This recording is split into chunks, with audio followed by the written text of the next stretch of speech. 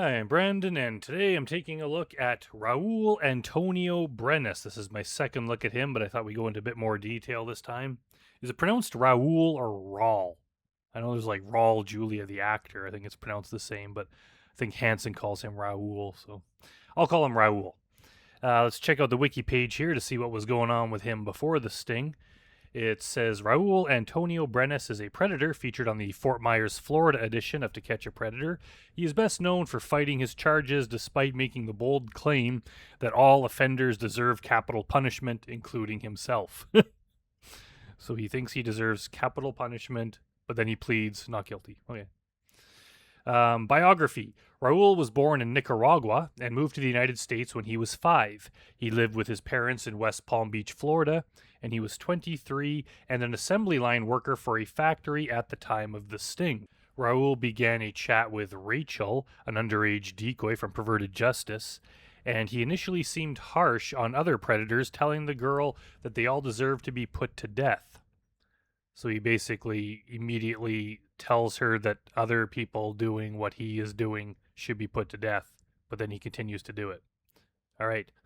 Very smart, buddy.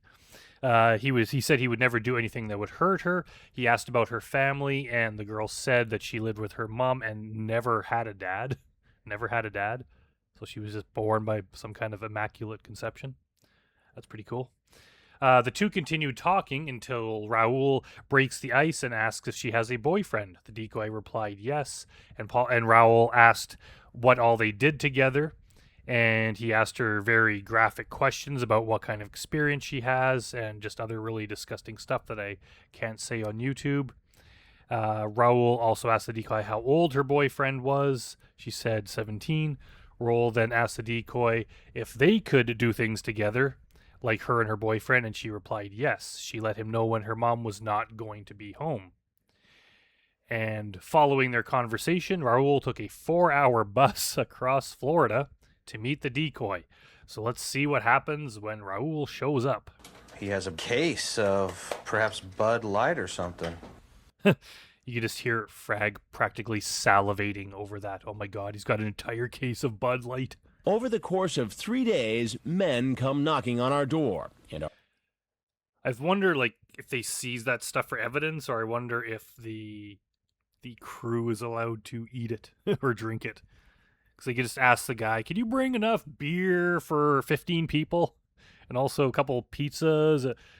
Just help fund the whole operation by making the predators pay for everything. Our 13 hidden cameras record their every move. From the minute they turn onto our street until they walk into our living room, cameras are rolling. But the potential predators have no idea.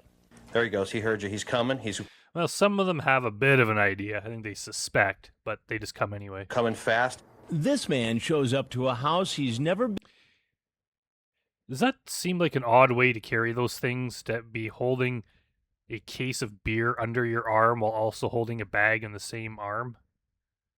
Couldn't you hold one in each arm, or like throw the bag over your shoulder and then hold the beer with both hands? And maybe I'm just being nitpicky, but it seems odd. Been to before to keep a date with a girl he's never met. He walks into the backyard and knocks on the wrong door. No one answers, so he makes a call. No one answers the phone either. Finally, he hears our decoy. Did he just leave all his stuff on the back step and then walk around the other side of the house? And heads inside. Hey, I swear those steps are the ones that Michael Willis fell down. They just look like a death trap. They're just kind of like narrow, and there's no railing on them. It's kind of a lawsuit waiting to happen. just had to change my shirt real quick, but just come in and watch some TV. I'll be right there. It's like that. It was like a Mad TV skit where it's like, "I'm so excited to see you that I'm going to go in the other room." I'm just gonna change my shirt real quick. Although Perverted Justice members are actually the decoys who conduct the chats online, we hired this actress to pretend to be the girl alone in our house. So funny in these old ones how they have to explain how the whole sting works. Like nowadays, I think we all understand it, so they don't have to explain how it works. We just we get it. She looks the part of a minor, but she's really 19.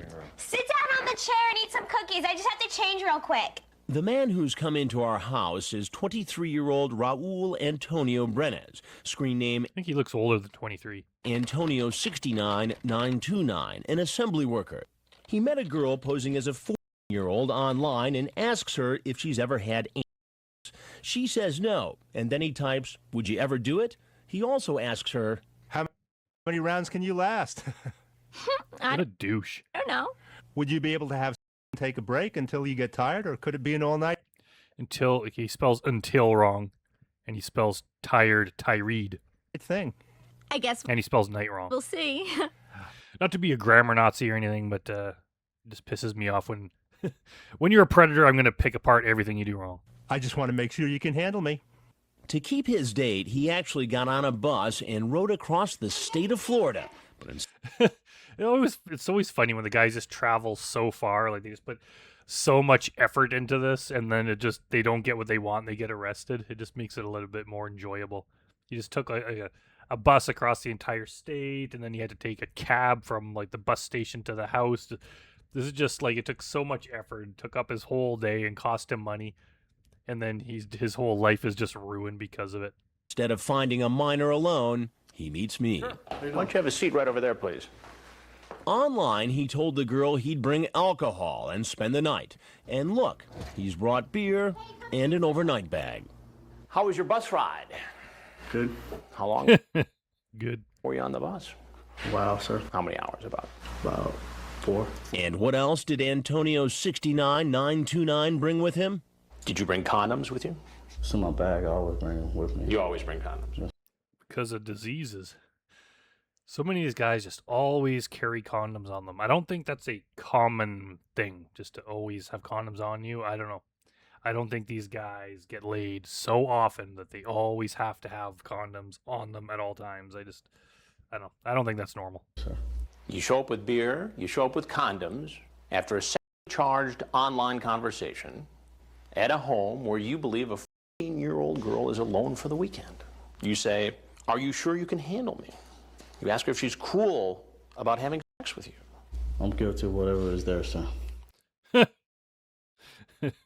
Yeah, we know that, Raul. I'm sorry? Hey, I'm guilty of whatever is there. And what could he be He's like, "I'm guilty of whatever's there," and then he pleads not guilty. guilty of in the state of Florida? Using the internet to attempt to solicit a minor for sex, a felony. Not appropriate at all, sir. Why did you do it? Just me being dumb. What? Again, it's not being dumb. They all say, "Oh, it's just stupidity. It's just me being dumb." They're just like absolutely trying to downplay how bad this is. This is a bad crime. I say this in every single commentary. Some people think this is worse than murder. Like, whether or not that's true is up to your opinion, but this is up there. Other criminals in prison hate guys that do this. Doing this kind of thing against like very young, vulnerable people is horrible. Granted, he never actually did it. There was not a minor in danger, but the thing is, he intended to do it, and if there was, he would have done it. So they don't get off the hook just by claiming that it wasn't real, because they thought it was and they fully intended to do it, which means that they had the desire to do this for real. This is this isn't just being stupid. This isn't like, "Oh, I was drunk one night and vandalized a bus stop or something." Even that's not an excuse to do that. This isn't like some crime with no victim. Even like, you could argue that there is no victim, but the thing is, they intended to do it. They didn't know that. They intended to do something with a very vulnerable victim. So you don't get to just brush it away like, "Oh, I'm just being stupid." Like, no. This is far worse than that. What do you think should happen to you, Antonio? I think I should get a death penalty, sir. What? Well, he won't. Yeah. I mean, there's some people that might agree with you, but it's like, if you're doing something that's worthy of the death penalty, like, maybe you should not do that thing. And if he's that guilty about it, and has that strong of feelings that people that do this kind of thing deserve that harsh of a punishment, why did he just like plead not guilty? Be getting the death penalty, but he'll find out shortly he does have a date before a judge. I'm printing out right now everything. Perverted Justice has been sending the sexually Just love how Dell takes her job so seriously. explicit online chat logs between its decoys and the potential predators to the Fort Myers Police Department and state prosecutors. They're staked out in the guest house behind our house. In the case of Antonio 69929, there's enough evidence for an arrest. I'm Chris Hansen with Dateline NBC, and we're doing a story on a... Isn't it normal that there's enough evidence for the arrest?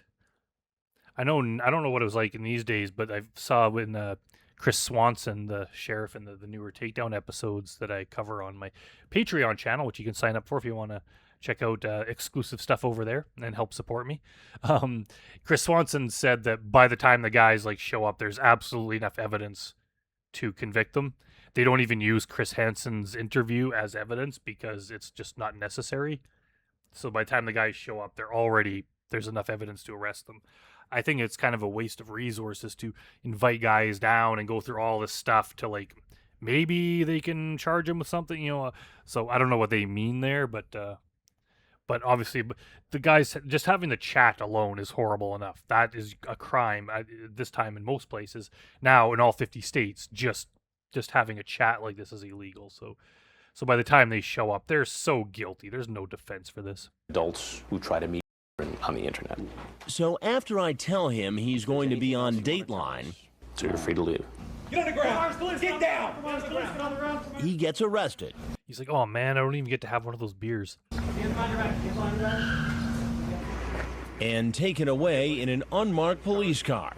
Then he's brought to this transfer station where he's searched. You have any ID on you? Yeah, I have my wallet, sir. And he's taken to jail.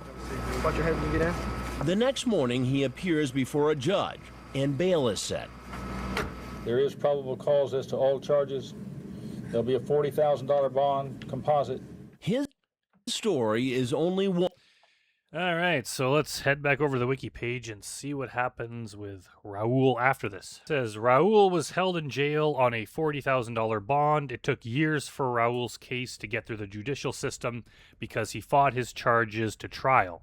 He was found guilty, and he was sentenced to 2 years in prison, lifetime registration as an offender, and placed on probation for 3 years. Raul attempted to challenge his conviction, but the higher court swiftly upheld the jury's decision. They swiftly upheld it. After completing his prison sentence, Raul was deported to Nicaragua. 2024 update. In a Predators I've Caught podcast, Chris Hansen revealed more details of the argument for Raul being not guilty during his sting and appeal. Raul's criminal defense attorney argued that reality television heavily influenced the show. According to Hansen, his lawyer even wanted Hansen to testify in court, which he did. Therefore, Raul was almost set up and entrapped. The jury, however, did not buy into it. Yeah, the reality TV, the TV show part of this was a big thing, but it didn't mean that the guys didn't commit the crime. Just because you're filming the arrest and everything doesn't mean it influenced them.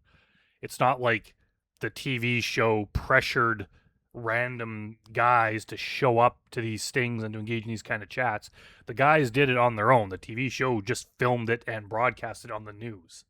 That doesn't make sense. That just be like, oh, I robbed a house and got caught on their doorbell cam. Therefore, the doorbell cam influenced me committing the crime. No, that's not how it works. They don't. No one pressures these guys to doing it. They do this of their own free will. There's no argument around it. It's not entrapment, despite what anyone says. Entrapment would be the police pressuring you to commit a crime that you weren't intending on doing. This is the guys fully intending to do it, so it's not entrapment at all. It never was. I hate that argument. So, yeah, this is a fairly unknown guy. He didn't really say anything that interesting other than his whole death penalty spiel. But yeah, I guess they can't all be all stars like Jeff Stacy or Jeff Sokol or anything, but still an interesting one to talk about. All right, so let me know if there's any other Predators you want me to cover a second time, or any interrogations you want me to do. I'm gonna start doing other interrogations. It's I guess one of the downsides of posting so often is that I quickly run out of material. There's only so many Predators. I don't want to just keep doing the same ones over and over again. So I'm probably going to have to branch out eventually into doing some murder interrogations and that kind of thing, because there's only so many Predators I can do. And there's just copyright issues and stuff. I've done some interrogations that I'll sit there recording for a few hours and then put it up and it gets blocked by, copyright. So I have to put them up on on Patreon instead. So yeah, and also if you want to help support me, head over to Patreon. And there's also a members section here on YouTube where I have exclusive content, and I spend a lot of time recording these commentaries and editing them and stuff. So I really appreciate all the support, and I really just appreciate everyone watching. So thanks for watching, and I'll see you next time.